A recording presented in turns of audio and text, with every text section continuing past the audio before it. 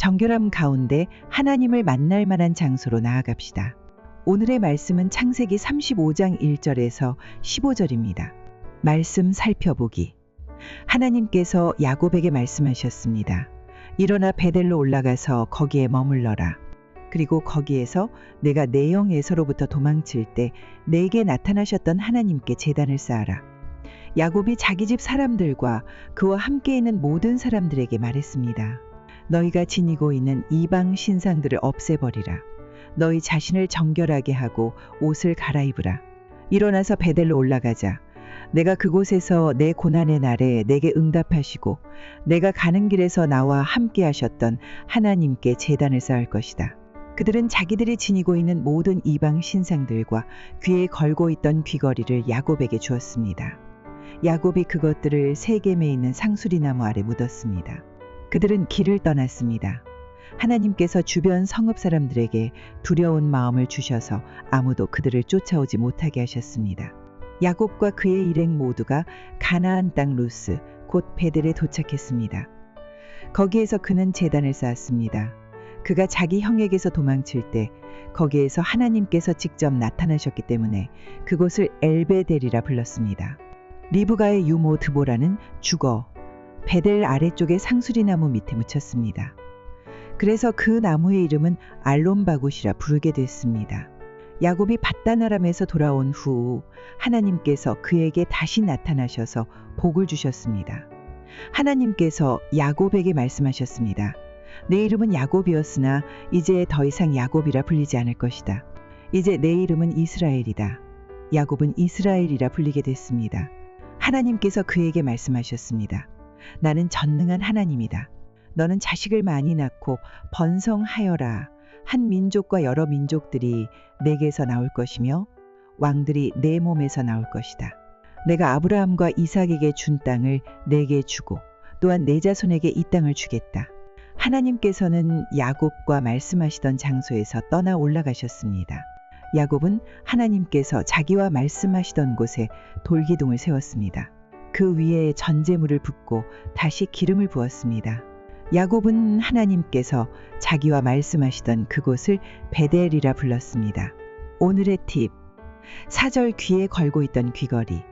당시 귀걸이의 형태나 상징성이 어떤 형상과 연결되어 우상 숭배를 부분적으로 나타낼 수 있었습니다. 8절 알론바굿. 곡함의 상술이라는 뜻입니다. 말씀 이해하기. 오늘 본문은 세겜의 남자들을 죽이고 그 성을 약탈한 후 두려움 가운데 있던 야곱에게 베델로 올라가 제단을 쌓으라고 하신 하나님의 명령에 그가 순종하는 이야기입니다. 베델은 야고비에서의 낯을 피해 밧단 아람으로 갈 때 하나님을 만나 언약의 말씀을 직접 듣고 서원한 장소입니다.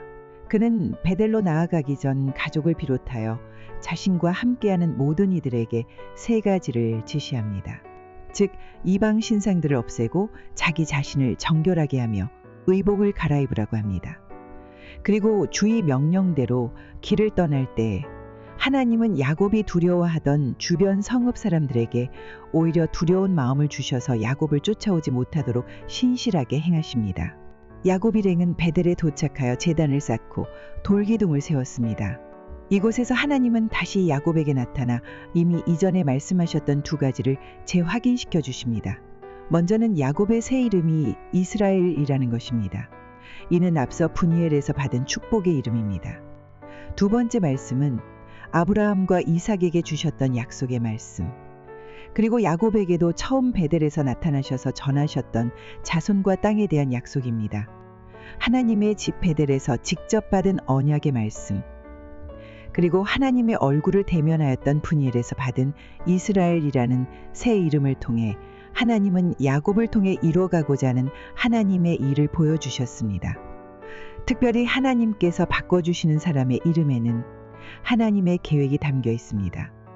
이제 이스라엘 족속으로 불리는 원독자들은 약속의 말씀을 성취하는 한가운데 놓여 있습니다. 약속대로 수많은 자손을 낳으며 번성한 이스라엘은 이제 약속의 땅을 차지해야 합니다. 하나님의 이 계획은 조상 아브라함 때부터 시작된 것입니다. 그러므로 이스라엘 원독자들은 언약의 일부가 이미 이루어졌으니 나머지도 성취될 것임을 신뢰하며 가나안 땅을 정복해야 합니다. 하나님의 계획은 흔들림이 없이 늘 견고합니다. 하신 말씀을 잊으시거나 변경하시거나 포기하지 않으십니다. 하나님의 백성된 우리 그리스도인들이 신실하신 하나님의 계획에 동참하며 순종하기 위해서는 먼저 자신을 점검해야 합니다. 알게 모르게 지니고 있는 모든 우상들을 제거하고 우리 자신을 정결케 해야 합니다. 그리고 말씀에 순종하여 발을 내디딜 때 하나님께서 역사하실 것입니다. 말씀 따라 살아가기. 하나님의 뜻에 순종하는 삶을 살기 위해 내가 버려야 할 우상이나 회개할 죄가 있는지 성령님의 조명하심을 구하는 시간을 가져봅시다. 말씀대로 기도하기.